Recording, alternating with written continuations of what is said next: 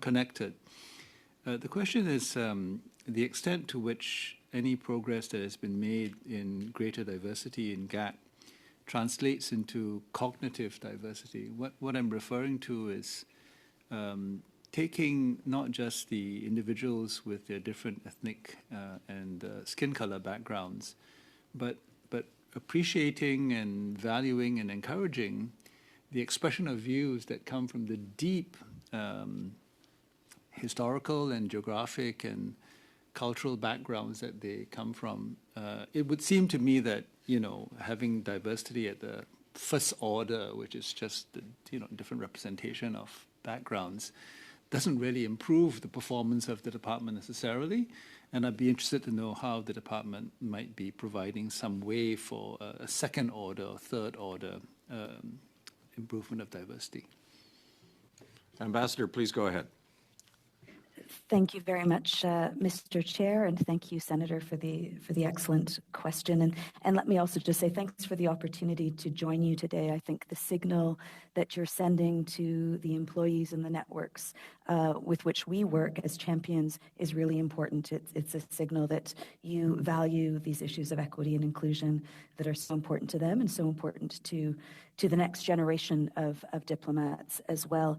I think that this question of diversity of thought is an important one, and I think the perspective of the department is that actually it's not just about getting representation right, and getting representation right so that it reflects the diversity of Canada today and tomorrow, but leveraging that diversity. And in leveraging that diversity in addressing racism and discrimination and removing some of the barriers to participation and advancement, we do get the cultural competencies, the languages, the diverse perspectives, and the diversity of thought.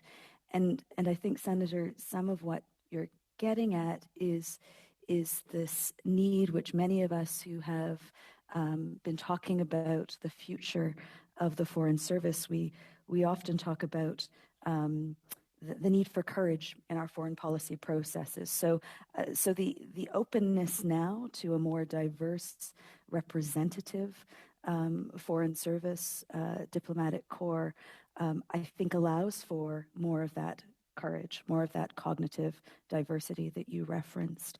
The openness, I think we get there through the senior management commitment to it, to the training, which my colleague Stuart referenced as well, that again creates more open spaces for employees to speak truth to power when they need to offer up that policy advice without fear of discrimination in some circumstances.